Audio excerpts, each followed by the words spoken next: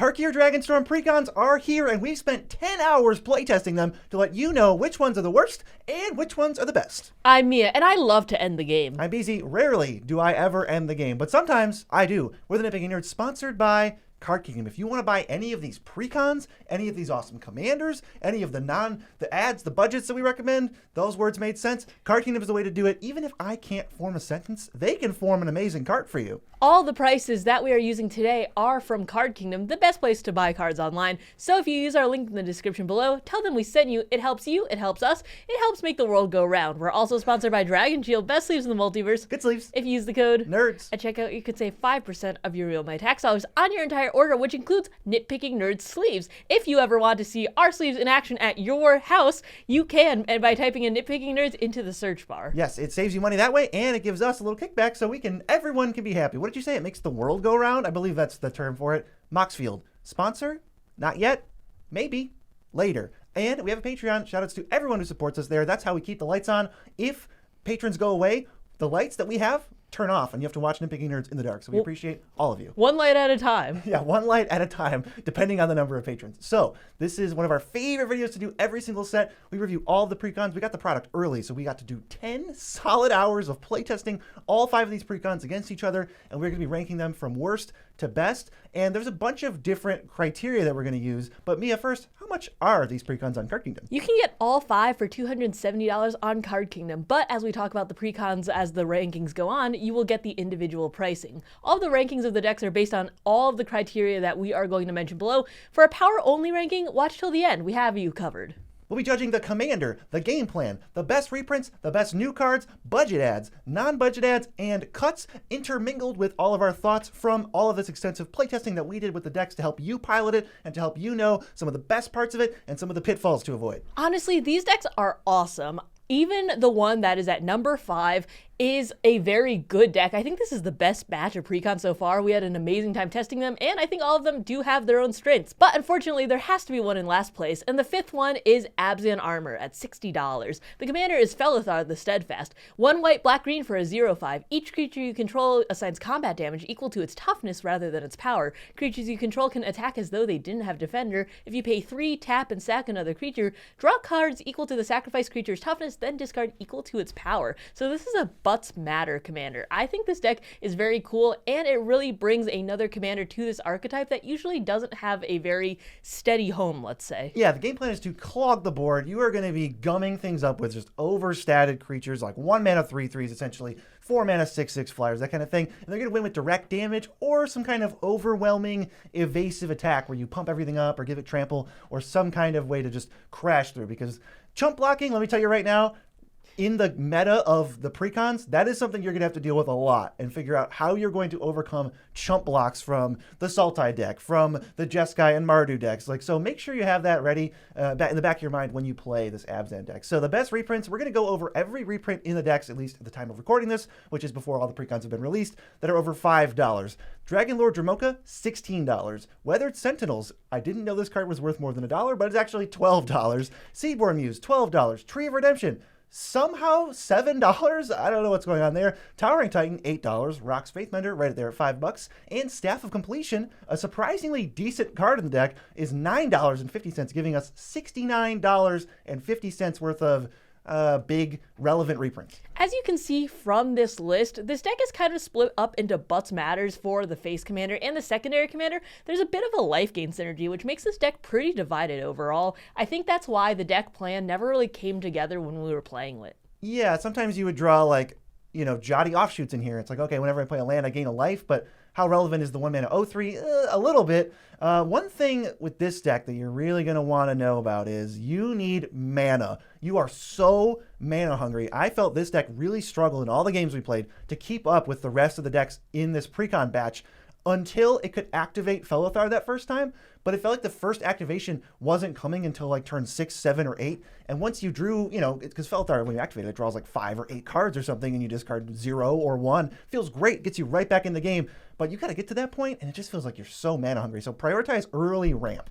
It feels so good to sack Tree of Redemption, drawing 13 cards, but it is very expensive to get to that point. Playing 4 for your commander and then paying 3 and also having a creature worth sacking to draw the cards, and then what do you do with all the cards? Well, you need more mana after that. It does feel like a late game activation, so in the early stages when you have them out, you just have to swing and hope for the best, and I feel like this deck would really help if more creatures had some sort of trample or you had ways to give them more trample, because it's easy to chump block, as BZ was mentioning, but once you chump block, it's like, okay, what now? Like, some of the other ones can go wider than you, some of them fly over you, and this one really struggles with combat damage. Yeah, let's get into some of the best new cards because there are a bunch of bangers in this deck. There is Reunion of the House, which is 5 white sorcery, and it's a Nethroi trigger. You return a number of target creatures with total power 10 or less from your graveyard to the battlefield, and you exile this spell. This was one of the slam dunk finishers for the deck, because as you discard cards with Felithar, or as you block and trade off, and a board wipe happens, you just go, hey, here's all of my creatures back, because they're all going to have power 10 or less almost no matter how many there are. The card rocks, and pairing it with another card, Jaws of Defeat, is basically putting an I win the game button on the stack. It's Jaws of Defeat with 3 and a black enchantment. Whenever a creature you control enters, target opponent loses life equal to the difference between that creature's power and its toughness. When you have 0/5, 0/3, 0/10, 0/13s coming back with Reunion of the House, and you have Jaws of Defeat down, that could be a fireball and taking out 2 opponents at once even. Jaws of Defeat might be the best card in terms of like gameplay for this deck, like period, hands down. Although it is in tough competition with Arbor Adherent. We said we need mana, and this was ridiculous. 3 and a green for a 2/4, taps for a mana of any color, or taps for X mana of any one color, where X is the greatest toughness among other creatures you control. Felithar is almost always in play. You always have access to it. So this thing's just spewing out at least 5 mana a turn. It was a must-kill threat, and I don't think this deck is losing the game with this card on the battlefield. This deck is so mana hungry, so that mana dork is so good. I mean, 5 mana if you have your commander out, that's awesome. It's ridiculous. Time for some budget ads. If you want to upgrade this deck and you want to spend, I think we did $5 or less for these, stay tuned, because we have Fecund Greenshell, Fecund? Greenshell, whatever. When your creatures with higher toughness enter, that gives you the opportunity to ramp, and if you have a bunch of lands, it is an overlord, like an overrun pump effect. This feels like everything the deck wants, and it feels like it helps those other, like, vanilla, like a 2 mana 0/4. That's fine, but it doesn't ramp or remove or anything. So that helps those cards, like, function in the late game and not just be, like, sitting on the board and gumming up the ground. That's one thing you're going to want to make sure you add is ramp removal card draw. The removal is a little bit lackluster in this deck. So yeah, especially the ones that are instant speed removal too. It was a little rough. There's only like 4, yeah. We also have Catapult Fodder, which can throw your creatures at them based on their toughness. And that seems like another way to just forget the combat step after, turn 6 when things are gummed up. Forget that. Just start throwing things at people and kill them that way. I really like that too, because there are ways to buff the toughness in this deck, whether that be an all-around buff, or you could do it like, 1 or 2 at a time if those creatures' toughnesses can increase. So being able to do something with it in Fireball is very helpful. Yeah, Tristani Celestia's voice fits totally in. I don't think you have to cut that life gain theme. I think this does fit in the deck. It helps you just endure and survive until you get more mana, and it gains you like a bajillion life. McCready was a weird one. Lamplight Mare. I think this is like one of the Fallout cards, but it just feels like all of the tiny abilities on it just add up to a pretty solid card. And then lastly, Wall of Mulch lets you sack defenders to draw a card, and that seems really good if you have the Reunion, and it also seems good for like a mini Felithar where you're like, okay, I just need to get some more velocity, draw some cards, get ahead, find a board wipe. This deck does have 3 board wipes, we got that going for it. So Wall of Mulch helps keep the cards flowing. Yeah, it's very hard to keep your commander on the board sometimes, just because of the fact that you can't really attack if he's not on the board. You need another piece to make sure all of your defenders can attack, so being able to draw the cards that you need can help you get there. But we're on to non-budget ads, one of them being Baitor, Kin to All. I mean, this is the Abzan dragon from the main set. Of course he has a home here. And you're going to stack up all this toughness, and then you're going to get the ridiculous number of toughness required to trigger all this thing's abilities, and your opponents are going to just die. Even if you don't attack, you can just kind of sit there. Dryad Elysian Grove, Naked Dryad Boy, it's not like the biggest slam dunk, but it's got more toughness than power, and it does help you ramp. So if you get more lands into this deck or you go that way, this definitely seems solid. Yawgmoth Thram Physician, this is always great if you want things in the graveyard to bring it back. If you want to draw cards, put -1/-1 counters on stuff. Maybe you have a couple counters floating around that you want to proliferate. There we go. Yawgmoth is so good, and also smaller power, bigger butt. That is what the deck wants. I think it's pretty solid. It'll help you it'll help you when you have a board wipe or something, just cash in all your resources, draw the cards, and keep some of this nonsense other people are trying to do at bay. Now, I don't even know if this next one's good, but I feel like Delny is a very fun card to consider. It doubles all the stuff of every creature in your deck. I don't even know how many creatures in this deck are cards that trigger extra off of Delny, but come on, that's a sweet one. If you hadn't thought of it, Delny is a really goofy addition to this deck. And then lastly, this card's really expensive. Mirren the Moaning Well, it's only pretty good, but it's kind of a free roll if you just put it in the land slot, and you can pay 3 and tap and sack a creature to gain life equal to its toughness. Yeah, I haven't seen that card rocking I don't know around. if I've ever seen this in a game, but I know that it's pretty good in this deck. So if you got a Mirren or $20 laying around, go for it. But every deck needs cuts, and here are 5 ones for this one. One of them being Zotulpa, 1-800-RU-FLAP, this has no home in this deck in particular. I mean, I could understand it in a Flying Matters precon, maybe in a Dinosaur one, but this one, come on, it doesn't need to go in every precon batch. Every precon, never stop reprinting Zotulpa. I mean, it attacks for 16, but the problem is getting 8 mana for this. This is not realistic. Protector of the Wastes, this just is kind of like a random card in the deck. It's not bad, but it's also not a defender, and it doesn't have extra toughness, and it doesn't care about anything our deck is doing, so we can just cut it and put it in some other dragon deck or some other counters deck. Wakestone Gargoyle seems like it would be a fit, but I don't know. This card sucked. Every time I had it in my hand, it was just a vanilla creature with almost nothing going for it. I could not be happy when I drew that, so I think you should cut it. And also, there's signets in here. Green decks with signets, we don't like it, so feel free to cut Orzhov Signet, Celestia Signet, I think Arcane Signet's in here too. We just would rather play Nature's Lore, 3 visits, get the permanent ramp for like the same cost. It is just way more feasible to keep those on the board rather than artifacts. Lands, basically untouchable. Next, we're moving on to our number 4 ranked deck. This is Temur Roar. It's currently $70, kind of a hot item. The commander is, of course, Eshki, Temur's Roar, really creative. Green, blue, red for a 2/2. Whenever you cast a creature spell, put a +1/+1 counter on Eshki. If that spell's power is 4 or greater, draw a card. If that spell's power is 6 or greater, she deals damage equal to her power to each opponent. Interestingly enough, this is a Dragons Matter deck. There are 30 dragons, which is not an easy feat when dragons are usually very, very expensive. But only 7 of those dragons trigger Eshki's final ability, which seems like the best, most exciting part of the card. So definitely an interesting relationship that Eshki has with the deck. She doesn't care about dragons at all. She works pretty well with them because most of them are 4 power, but I don't know. How about the reprints? There are some pretty hot reprints in here, totaling $75.50. Hellkite Courser is $21. Dragon Tempest, love this one, at $11. Sylvala Stampede at $10. Nogi Draco Zealot at $15. Sarkhan Souls of Flame at $9. And Atsushi the Blazing Sky at $9.50. All in all, very good dragon reprints. I am very happy to see these because I think it's hard to cram in so many dragons in a deck while also keeping it at a modest price point. Yeah, I mean, the deck costs 70. These 6 reprints cost 75, at least at the time of recording. That feels like a pretty good investment, so I'm not going to feel too bad picking this deck up. Now, we did have something to mention with the best new cards. Why don't you let them have it? All in all, I really think that you should switch the commanders to Areni of the Unwritten. As we mentioned earlier, Eshki is a great commander in her own right, but it is not dragon related specifically, and it's hard to trigger that final ability. So if you switch to Areni of the Unwritten, I think that will make the deck a lot more cohesive because this commander is very Dragons Matters. 4 green, blue, red for a 7/7, flying trample. When it enters or attacks, you look at the top 8 of your library. You can put a dragon creature card from among them onto the battlefield, rest on the bottom in a random order. Every single time this was out, the deck slapped. It was putting out threats left and right, but while this wasn't out, Eshki was just kind of there. Every once in a while doing stuff, it was cool, but not as synergistic to the deck as we'd like. It was nice to have that bit of non-combat damage to finish people off and push through direct things when the board was clogged, but that just didn't happen that much.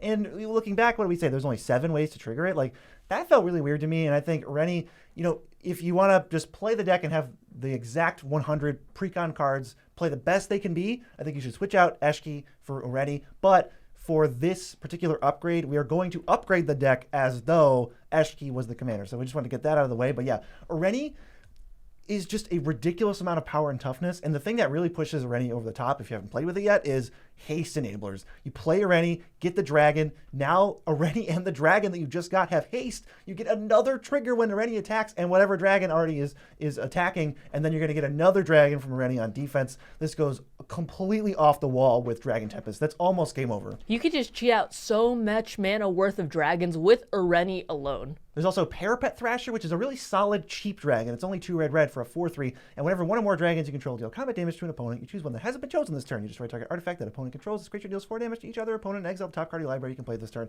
There's just so many words on this card, but it does exactly what you think it would, and it's like a little bit of card advantage, and I'm happy to have it. It's very rock solid. This has put in a lot of work when we've seen it. I didn't think it would put in as much, but because dragons have so much evasion, especially compared to the rest of the precons, which have a lot less flyers in comparison, this was able to trigger at least 2 out of 3 modes every single time. Pretty cool that you can also negotiate with people. If you chip in for like 1 or 2 damage with a small dragon, you say, I'm going to deal 4 to your other opponents, and they're probably going to let that happen. Another great card has become the Avalanche, 4 green for a sorcery. Draw a card for each creature you control with power 4 or greater. Then creatures you control get +X until end of turn, where X is the number of cards in your hand. BC has mentioned before that you could put this into any deck that, even if it's not power 4 or greater matters, but because this deck has so many power 4 or greater matters cards, it's really, really good in this one. Yeah, you also have like little dudes like Sarkhan and Nogi and Dragon Lord Servant that are just going to sit there and do nothing, and they can come in for the Alpha Strike when you eventually give your things like +6/+6. But there are some awesome budget ads for these, one of them being Uro, Titans of Nature's Wrath. This is one of my commanders, so of course I love it, but it's going to power out lands because you need a ton of mana for this deck, and it has a big power, which will trigger Eshki's ability. It's cool to have like a low mana ramp card, like you can replace like a Kodama's Reach with this, that's going to trigger Eshki multiple times repeatedly over the course of the game and get you that value, and even a little bit of life gain. I thought it was like perfect, and it's only like $3 or something, so it's awesome. Garrick's Uprising is going to give your dragons trample, which is pretty needed in those spirit, 1/1 flyer chump block keyboards, so that's going to be great. And you draw a bunch of cards when they enter. And Moxfield.com, the best place online to build a deck. If you want to see the untouched decks from Wizards of the Coast, you can use Moxfield to get the full lists before they even hit the shelves. Moxfield is the greatest website on the planet. It just so happens to also help you build decks that you should visit it no matter what. You should visit it if you've never played Magic the Gathering. But if you have, go check out those precons because they are unaltered and you can trust Moxfield. Has all the same printings. You can figure out the price of every card. It's just perfect. It's just perfect. And we definitely, I promise you, we bamboozled you with that. That was such a good lead. Even I didn't see it coming. We also have Dragonhawk, Fate's Tempest, as a power 4+ matters payoff. That's a dragon that also hits like a truck. This card is amazing. And honestly, I wouldn't be surprised if it wasn't $350 after, a couple weeks. I wouldn't be surprised either. I mean, I think this is very good, and it gets you card advantage, and if you don't get card advantage, you're just going to hit people for a ton. It's a great dragon. There's also, if we're going big, how about Earthquake Dragon? It is recurable. If it dies, it is very, very cheap. It will trigger Eshki, and it's a really, really nice one to hit off of, like, Areni if you want to go that route. And Harrogast, Erupting Nullkite. This can emerge from some of your smaller dragons, which can trigger Eshki for a lot cheaper than you'd really think. Even just adding these 5 cards and having Eshki as the commander, you swap out like 5 whatevers in this deck. The 5 cuts that we're about to add, just for these 5, I think the deck is going to be like multiple percentage points better. It'll almost double the number of cards that trigger Eshki. But there are some awesome non-budget ads too, one of them being Terror of the Peaks. I mean, I love Terror of the Peaks, but if you can throw around that damage too, that's going to be even better. Yeah, I mean, come on, it's an obvious one. Also obvious, but way more expensive than I thought, is Ancient Copper Dragon. It is a $95 card. How about a reprint? Maybe we can get a reprint so that this card isn't $95, but it is a pretty solid dragon because it's good. It's 6 power. You know the deal. Also, Old Gnawbone. Same exact reason. I think probably just better than Ancient Copper and way cheaper. So if you can only get one, go for Old Gnawbone. And if you want to go from the new set, Dracogenesis seems pretty fun, right? I mean, it's just Rooftop Storm for dragons. It's very hilarious. Yeah, I mean, you need to cheat out a ton of mana of dragons. Dragons are never really cheap. So being able, if you can get this out and just slap down a bunch of dragons, you're in business. Also, Nezahal Primal Tide, not a dragon, but is a big boy. Yeah, if you just go, if you want to like forget about dragons and just go into the power matters theme, this is at least a blue creature. You don't get too many of those. This deck is not very blue. You get a blue creature that can draw cards and sort of save itself if you want to keep things on the board. So it's a little off the beaten path, but you get the idea. I think This deck, I was surprised that Eshki was not as much of a focus, but this was always a deck that had a lot of like fighting force in the air, and it was always relevant even in the late game, because even if you just have some random throwaway mythic like Varric's Bladewing and his stupid 4/4 token, you got to respect that in the precon metas. This deck it needs time. And don't expect Eshki to be like this end-all be-all threat, but it will produce lethal attacks every game. It punches, it's a threat, you are warned, but we have some cuts too. One of them being Dragonlord's Servant. This is so whatever, and I feel like there are so many reducers and mana production. There's just a lot of that in this deck, a surprising amount, like thinking about what I thought would be in here. Yeah, you have a high curve, so you don't want to flood, but or you don't want to get mana screwed, but I thought I was flooding a lot of the time, where I would just have Sarkhan and Nagi and Dragonlord's Servant and like 4 lands in my hand, and I'm just like, I look like the threat. I've got 12 power in the air, and I'm going to die now because I can't do anything else. So Dragonlord's Servant, I just don't think is a great card. You only, like, I say you have 30 dragons. That's a lot, but it's kind of like only 30 when we're talking about cost reducers. I think you want way more than that, and dragons are expensive, so it's not like you're going to be able to double spell with dragons as often with Dragonlord's Servant. I have not found that card to be very good. Breaching Dragonstorm is flavorful, but it's just too much mana, and you don't know what you're going to get out of it. Dragon Master Outcast, I think this card is bad already, but it doesn't trigger Eshki other than to put a +1/+1 counter on her. It's not a dragon, so Areni can't find it. It feels like just none of what you want. You want things on the lower end of your curve, but this is not the thing just because it says dragon and because it can make a dragon later in the game. It says Outcast for a reason. Get him out of there. Also, Leyline Tyrant is such a random throwaway mythic that I don't advise playing it. It doesn't do anything for you other than have 4 power. There's better dragons out there. And this is another green deck that has Signets and Talismans, so please cut them for better stuff. Next up, the third best deck, we have Jeskai Striker. It's only $50, so it's the cheapest one. The commander is Shiko and Narset unified. 1 white, red, blue for a 4/4 flying. Vigilance. Flurry. Whenever you cast your second spell each turn, copy that spell if it targets a permanent or player. And you may choose new targets for the copy. If you don't copy a spell this way, you still get to draw a card off of it. So this deck is all about slinging spells. We got a bunch of card draw, bunch of cantrips, bunch of payoffs for that. And you're trying to set up, you almost feel like a master, like a little puppeteer trying to figure out how to orchestrate these really solid second spells that copy something or target something and then copy themselves. You get a ton of advantage. I think this deck was very well set up to be able to do that. There are only like 18 creatures in here, not counting your commander, and there are so many cheap instants and sorceries so you can trigger that second spell. But we're going to go on to the reprints, and this one is a little worse than the others. It's at $37.50 total. Lear, Disciple of the Drowned, is at $9. Veyron, Voice of Duality, $8.50. Narset's Reversal is at $8. Archmage Emeritus at $6, and Ghostly Prison at $6. All good on their own, but stacked up against the list of the other precons, this is a little bit low. This is the worst value proposition, but I think this is one of the better decks in terms of like playing out the game plan, and just like this was always a fighting force at the table. It was always a threat every game, whether it won or lost, and it won a handful of the games we played with it. So let's get to the best new cards. We have Will of the Jeskai, 3 and a red sorcery. Choose one, but if you have your commander, you choose both. Each player may discard their hand and draw 5, and each instant and sorcery card in your graveyard gains flashback. The flashback cost is equal to its mana cost. When you have things in this deck like Stormkilling Artist, which I was surprised they included, that's a very strong card. When you have things going like that, and there's cost reducers like Haughty Djinn, very strong Spellslinger cards, even if they're not very expensive.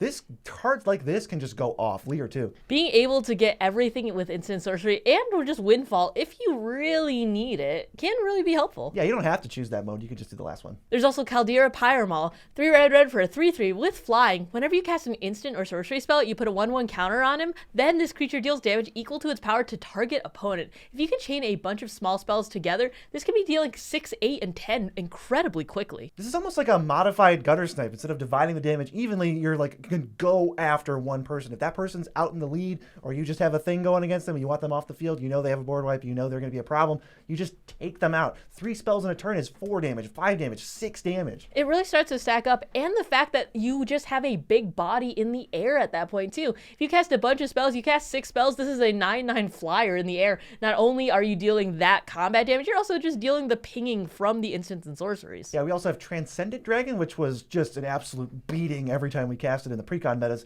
4 blue for a 4/3 flash flyer. When this creature enters, if you cast it, counter target spell. If that spell is countered this way, exile it instead of putting it into its owner's graveyard. Then you may cast it without paying its mana cost. This was stealing Bastion of Remembrances, Timeless Witnesses. When this deck passed with 6 mana, we were scared the rest of the table. Yeah, I really was. I didn't get to cast this. I only had it cast against me while we were playing. Did you think keeping up 6 mana was tough for you? It was awkward. I didn't love it. You know, maybe this doesn't appear in the the most upgraded version of this deck because it's also not an instant or sorcery, but I think it's one of the best new cards. It's pretty sweet. It's like a Draining Welk kind of effect. It's like Draining Welk plus Desertion. I don't know if we've seen this type of effect that just gives it to you immediately on a creature before. Time for the budget ads, though. One of them being Fiery Inscription. This is going to trigger Prowess if you have it, but it's just going to act as a harder to kill gutter snipe on your board. Yeah, we want that. And you get the first layer of ring bearing if you care about that. There's also Balmore, Battle Mage Captain, one of my favorite creatures ever.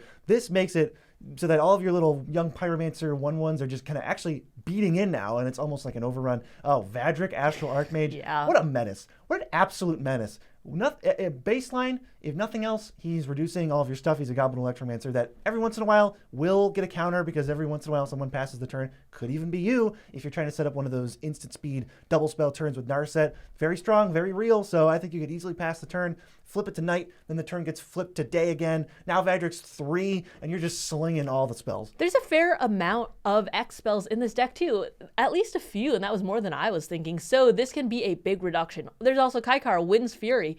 As I mentioned earlier, there is a lack of creatures in this deck, so being able to make creatures very quickly from your instances and sorceries is very important. Yeah, because this deck is going to start out kind of slow. You're going to maybe play Narset on turn 3 with a Signet or a 4 normally, and then you kind of need a payoff. Then after that, you could start going, all right, 2 spells, 2 spells, 2 spells, getting card draw. I was really impressed with the card draw in this deck. They really took their time to think about it because there's things like Deep Analysis and Compulsive Research, which are pretty good card advantage engines, but they target. So you target yourself, and Narset checks for that and copies the spell instead of drawing you a card if it targets. So the second spell, Flashback Deep Analysis, boom, you just pay 2 mana to draw 4 cards. Plus there's Frantic Search. This is just air in your deck, and so being able to actually look at those cards, untap, and get to your second spell that much easier is so important in what this deck wants to do. Yeah, you got to add Frantic Search. It triggers everything. It's literally free. Like, what a mistake of a card. It's great. It's so good. Non-budget ads, let's add Bria, Riptide Rogue. Now all our stuff has prowess. We're going to get the buff when we do things, and it can make things unblockable too. Ral Crackling Wit is going to be awesome in here. I don't usually like Planeswalkers, but it's so tempting to be able to get that Storm. The other modes aren't bad too, and being able to get the last mode quickly because it actually, you don't have to just sit there and go, okay, one loyalty, which is the downfall of most Planeswalkers. It really is. Like, most Planeswalkers, you're never going to get to the ultimate. This one, maybe if you untap, you're just going to get there. I almost forget that that's there sometimes. Next, this is a staple. It's a game changer, but oh my god, does it target a player. It's just because, Will, if this is your second spell, you just get 2 of them with exile 6 cards and make like 12 mana. You're probably not losing the game if you get to do that. Ledger Shredder is going to be a house in here, not only because it's going to punch for big in the air, but you want to cast your second spell to begin with, so you're going to be able to trigger it consistently and get those connive triggers, but everyone else is probably going to trigger it too. Yeah, I feel like this is the perfect thing to play turn 2 if you don't have a Signet. It just helps block and sustain you in the early turns, and then it'll beat in. I think it was very relevant in the games that we played against the other precons that Narset and Chico was just a 4/4 flying vigilance.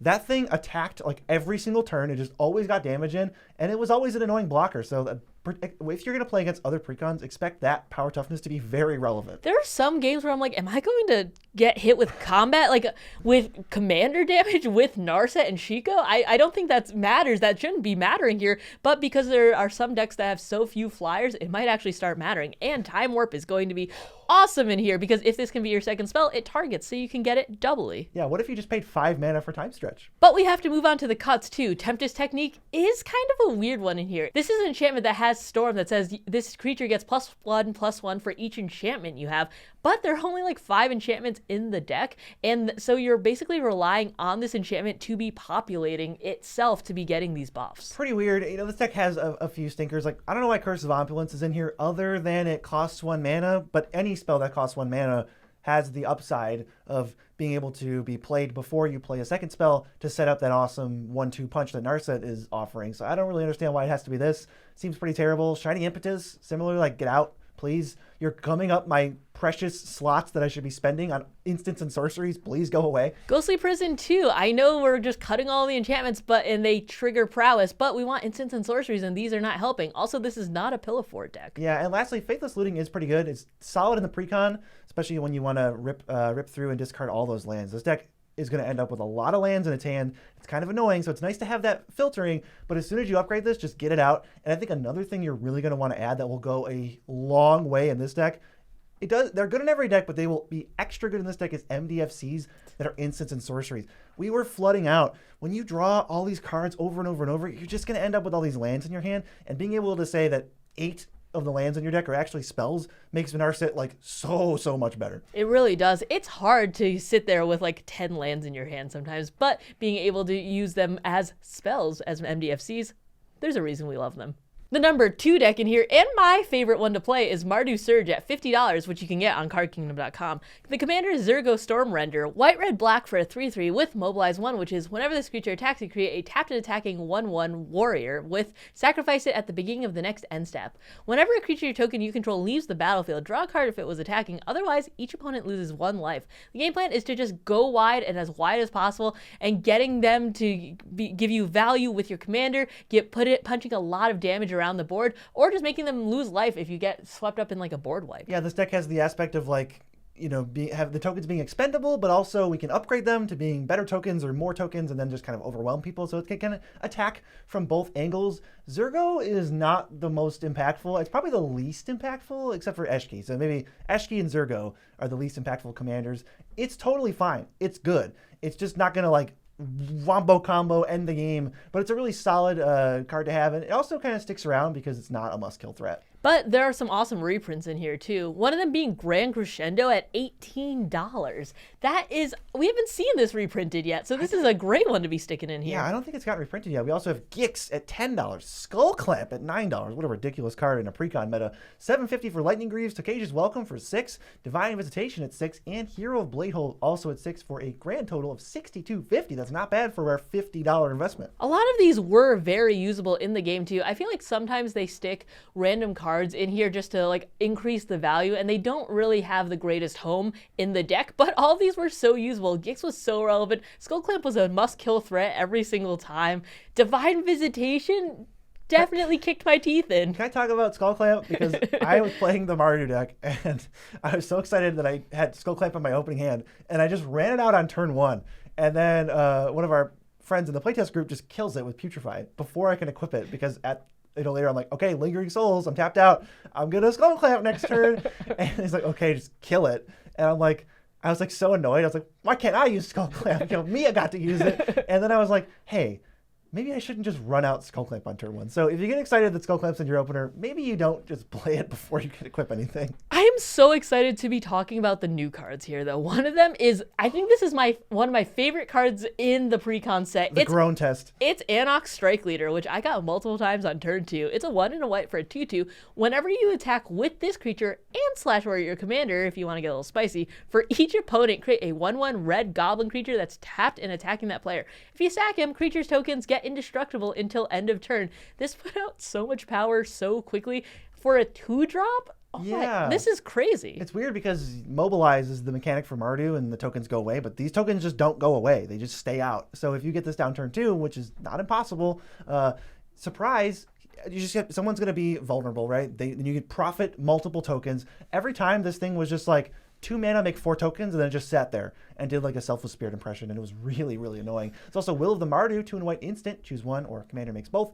Create a number of 1/1s equal to the number of creatures somebody controls, or it deals damage to target creature equal to the number of creatures you control. I really want that first one, but the next one is gravy if you just have Zergo out, and I think this deck is very frequently just going to have Zergo out. It was so easy to have him and play the whole game. It's really cheap. He's not that threatening on his face compared to some of the other commanders, and this is pretty cheap to keep up. 2 and a white versus some of the other wills that we'll see, which are like 5 mana and 4 mana. Yeah, I also like it better at instant. Some of the sorceries feel a little clunky, but this is very cheap and an instant speed. Also redoubled Stormslinger, 2 and a red for a 3/3 first strike. Whenever this creature attacks, for each creature token you control that entered this turn, you get a token that's a copy, and they go away at the end step. So it's like a extra Mobilize. This wasn't great for me when I drew it, but I did see it kind of pop off for other people where they were making like angel tokens and stuff. I think that this card maybe isn't the best in this deck, but I think it is an awesome card. If you compare it next to like a Nesting Dovehawk or something like that, yeah. I think it could rock. Kind of underwhelming in this shell, but of the new cards in the deck that can be played outside, it's one of the best ones. 5 budget ads.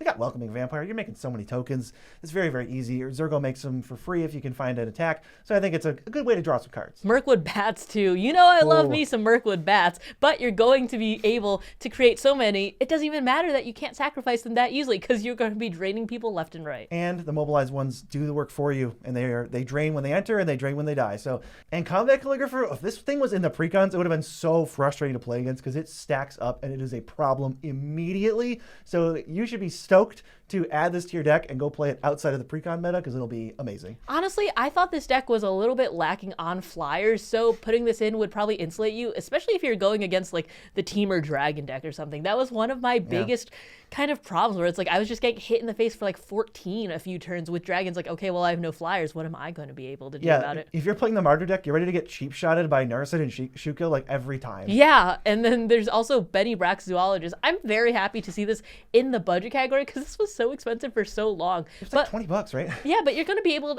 to convoke it out with the tokens that you're making very, very quickly, and then also drawing cards from it too. And let's bring in one of the other best precons ever, Caesar, Legion's Emperor. Just could not be at a better home than this deck because he really wants you to sacrifice the mobilized tokens. It's like perfect. This could just be the commander.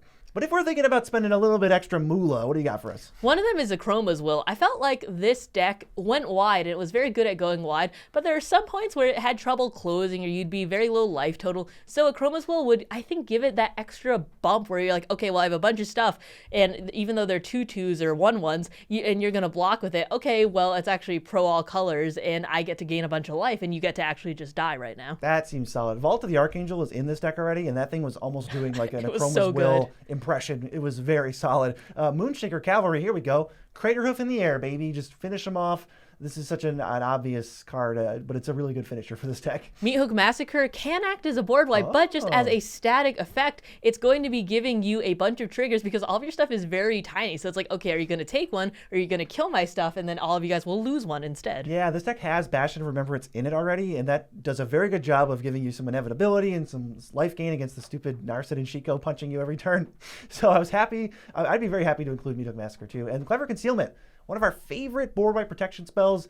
I like it better than Teferi's Protection in terms of stopping a board wipe. If you need to fog, that's your own business. But yeah, this card's going to be great too. I think it's just so easy to convoke out, especially with all the low bodies that you're making. Also, Mondrag Glory Dominus. I'm not usually the biggest fan of token doublers and triplers, but this can put an indestructible counter on itself, which makes it a lot better than some of the other ones, which are very vulnerable. Yeah, let's get to the cuts though. A really weird one. Kaya Geist Hunter is in here. I just think the card's really bad, so it's hard for it to be that good or interesting. I get that, like, theoretically, you could set up some turn where you get to -2 and it's like you doubling season, but I never had this do anything other than be a sorcery speed death touch trick, which wasn't even that scary. Yeah. Emiria Angel. There's no opportunity to get multiple lands with this, and it's a little expensive. I don't even think there were many fetches or even fetches in terms of like Terramorphic and so it was just not, it was like, okay, maybe you make a 1/1 per turn for 4 mana though? That seems awful. It is a flyer though. This deck doesn't need flyers, but now that we're upgrading it, you just get them yourself. Blade of Selves. No, I don't think this deck is quite trying to do that. There's not a lot of things. It's like, ooh, 3 ETBs of this. They're mostly just like static abilities. Mirror Battlesphere, I feel like has gotten outclassed in recent times when you could be playing things like Threefold Thunder Hulk. I'm actually not gonna lie. We did a lot of testing. I never saw that card. I didn't even know it was in the deck. I didn't either. I don't think it's a good top end. So I guess I'm glad we didn't see it, but it's funny that it didn't show up in all the games we played. Also, Legion Loyalty is in here. I feel like this deck not only doesn't have the chance to ramp, but 8 mana, do you want to just be giving stuff Myriad? I don't really think so. Especially when a lot of the things you're going to have are just tokens. It's probably better ways to do that. And we're going to go to our number 1, the best deck. I think at this point, just by a country mile, you'll see what we got cooking. It's Sultai Arisen. $55 is not even the most expensive deck. Go get it if you have to get one of them. The commander is Kotis, Sibsig Champion, blue, black, green for a 3/3 once during each of your turns. You may cast a creature spell from your graveyard by exiling 3 other cards from your graveyard in addition to paying its other costs. Whenever one or more creatures you control enter, if one or more of them entered from a graveyard or was cast from a graveyard, put 2 +1/+1 counters on Kotis. The game plan here is to fill your graveyard and just win the long game, and I do mean can be pretty long, by getting value out of every single play you make. Everything you do is a 2-for-1. This deck is slow. It is probably the slowest deck, but it just has this recursive nature. Like, this deck will just have 6 2/2s in play all the time, no matter what. Even if you wipe the board, this deck can recover with a bunch of creatures. It can't really do the overrun, kill you in one swing thing. It kind of feels like it's a slow burn. This deck didn't win a ton of the games, but it felt like easily the best constructed deck in terms of like doing its game plan every single time. There was never a question. This deck was always one of the contenders in the game, and it just felt like it was just doing graveyard BS nonstop, like all the time. It didn't win a ton of the games, as BC mentioned, but it always felt like the threat. I was always worried about this deck, and whoever was piloting it, I would have to, if all else was equal, I would probably have to target them because I saw the shenanigans that this got into. Not even talking about the best reprints. All of these are over $5, by the way, totaling up at $108.50. Up next, List the Fallen at 19, Dothy Voidwalker at 13, Life from the Loam at 12, Command Beacon at 12, Crypt of Agadium at 11, Lord of Extinction at 10, Hedron Crab at 10, Conduit of Worlds at 8, Phyrexian Reclamation at 7, and Gerard Golgari Lichlord at $6.50. That is a ton. The reprints were fire in this deck. I looked through, I was like, Dothy Voidwalker's in here? Is that a Life precon from card the now? Loam, like Command Beacon? They did not have to go this hard, and I'm super glad they did. And also, this deck by far has the best new cards, like Afterlife from the Loam, 5 black sorcery with Delve. For each player, you reanimate one of their creatures, and they all become zombies. It's just basically a 3 mana, get 4 creatures. This was always a board state dominating spell in the precon meta when we were playing all the precons against each other, and it just completely went off. I mean, even if you steal like Chaff, you still get your best creature, which is always relevant to your game plan. So it just felt amazing. Do you guys like Breach the Multiverse? What if you could get that for so much cheaper, but it only worked with the things that was in their graveyard already? Don't worry, things die as the game goes on, so you will be getting really good stuff. You're milling yourself anyways. And the next card, I'm so sick of it already. I've only played 5 games with it. It's Steward of the Harvest, 3 and a green for a 3/3. When this creature enters, exile up to 3 target land cards from your graveyard. Creatures you control have all the activated abilities, so all land cards exiled with this creature. This is such a good card. It's so stinky as your opponents, but as the person playing it, it's so good. Whether you turn that into all of your creatures into a Nykthos if you're upgrading the deck, or you're just turning all of them into, like Crypt of Aghadim or just a Mortuary Mire. Doesn't matter. It's very, very relevant every single time. Yeah, giving your creatures the ability to fetch for basics off of that common cycling land is already amazing. Crypt of Aghadim goes ridiculously ham with this. Haven't even had that come up, but I know that it's silly. And Memorial to Folly, having your creatures now sack to get back other stuff. The other thing I have to point out with this deck is I do think the other commander is a better face commander if you just switch Teval into the command slot. I think they're pretty close. They're both good, but Teval was obnoxious. It makes so many 2/2s. It doesn't say once per turn, and you're going to have 7 2/2s in play no matter what, and you're going to be ramping lands every turn if your opponents don't deal with it. And these precons are not super stacked with removal, so I think if you switch Teval, it's just going to be better. It's just an army in a can with him. There's also Will of the Sultai. All the Wills are pretty cool. 4 and a green for a sorcery, choose one, but Commander means you can choose both. Target player mills 3 and you return all lands from graveyard to battlefield tapped, or put X/1/1 counters on target creature, X is the number of lands you control, and it gains trample until end of turn. This can really help end some games, or just get back all of the lands that have ended up in your bin. Yeah, this is definitely a way the deck can either pull ahead or kill one player and help narrow down your focus to the other 2 players and make sure this deck can value out the win eventually. Just be warned, though, that this is a Golgari deck plus. This is not a Sultai deck in its heart and core. This is like a Golgari deck, and it's just like hey, there's a little bit of blue as a treat. Yeah, it feels like there's like 3 blue cards in here, and it's all just Golgari nonsense. As for budget adds, there's so many options, but I'm going to go with Perpetual Timepiece, one of my all-time favorites. Not only does it mill you into your Delve spells, into your graveyard, giving you extra selection if you keep Kotis as the commander, but also it can shuffle cards in to protect against graveyard hate and trigger things like Teval. Undead Butler is also going to be awesome in here. It's going to get something back, it's going to mill you, and I found when I was playing this, the one thing that this deck was a little bit lacking at times is that if you couldn't get cards into your graveyard, a lot of the spells did not that much. So it's very good to be packing your deck with a bunch of these self-mill ones, so when your commander comes out, you can actually do a lot with it. That's kind of another reason that I might advocate for the swap to Teval, because it just fills your graveyard for you. It fuels itself. But Kotis is like, hey man, where's my cards? And you got to feed the man. Next is Dig Through Time. If you want cards to leave your graveyard, if you want card advantage, and you want to add a little bit more blue into your Golgari deck, you could definitely consider it. Soul Enervation is going to be awesome in here. This is in BZ's Tasigur deck right now. But when things leave your graveyard, what you're going to be doing a lot of, each opponent's going to lose 1, so it's a non-combat way to win, which this deck has very few ways to win in it. Yeah, I had built a Tasigur deck that was about all about cards leaving your graveyard before anything with Dragonstorm was spoiled. So now I'm like, do I just switch it to Tevil? Because I might do it. Soul Innovation's great in there. Insidious Root's also amazing as you grapple with the past and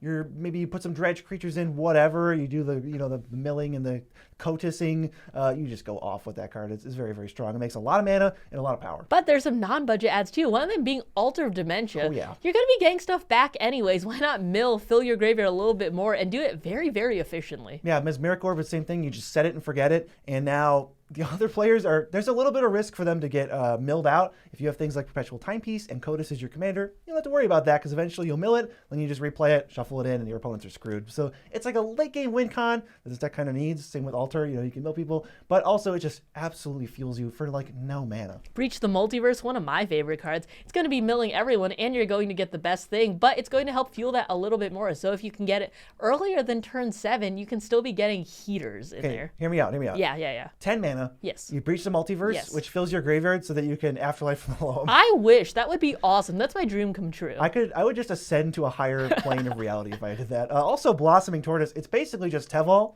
again, or you could say Tevil's basically just Blossoming Tortoise, so of course you want it. And as a land slot, let's add a little spice. Takanuma, Abandoned Mire. Great way to have cards leave your graveyard in the land slot, plus it mills you. But there are some cards here that just will not make the cut, so we have to cut them ourselves. One of them being Essence Anchor. This is 3 mana, it surveils 1, and if a card left your graveyard, you can tap it to make a 2/2. That is a very slow and kind of bad rate, especially since the alternate commander can be making 2/2s way faster than that. Yeah, we all know this card was in here just to make it look like there was more blue cards in the deck, but this is a Golgari deck. We're also cutting Arcane Signet for the same reason we cut it from pretty much every deck that is green. Consuming Aberration, I didn't think this was that great. This feels like half-baked attempt at a win con, but this deck wasn't winning with this card, so I don't think this was a good one. Yeah, you're not able to chain spells like as frequently as you'd like to make sure you can mill everyone out, and it's really hard to take advantage of everyone else's graveyard, so as a 5-drop, I think it was kind of like dead in my hand. Lastly, I really don't like Conduit of Worlds all that much. It's okay for stuff leaving your graveyard, but I feel like I never use that card. Amphib Mutineer also I didn't think was great. It's very expensive, and I'm not trying to encore it that often. Yeah, it's cool that you get the option, but once again, they're just trying to squeeze in as many blue cards as they can because they're in denial about what this deck's true identity is. It's Golgari Plus. We all know that. Yeah, so the Sultai deck, #1 by a mile when we take all the consideration, everything into consideration, all of the reprints, the value, the quality of the deck and stuff. But if you want our straight up power ranking of just the strength of these 5 decks with the base commander unchanged, you want the power level of that, our rankings are number 5, Abzan, the weakest, number 4, Temur, number 3, Sultai, because it really has a hard time winning the game, number 2, Mardu, and number 1, Jeskai. So take that into account. I think these were the best batch of precons I've ever seen, and I think they did an awesome job on it. If you have the chance, you should pick them up, especially from Card Kingdom, because it helps us out. But if you want to see any more Dragonstorm stuff, you should check it out right here.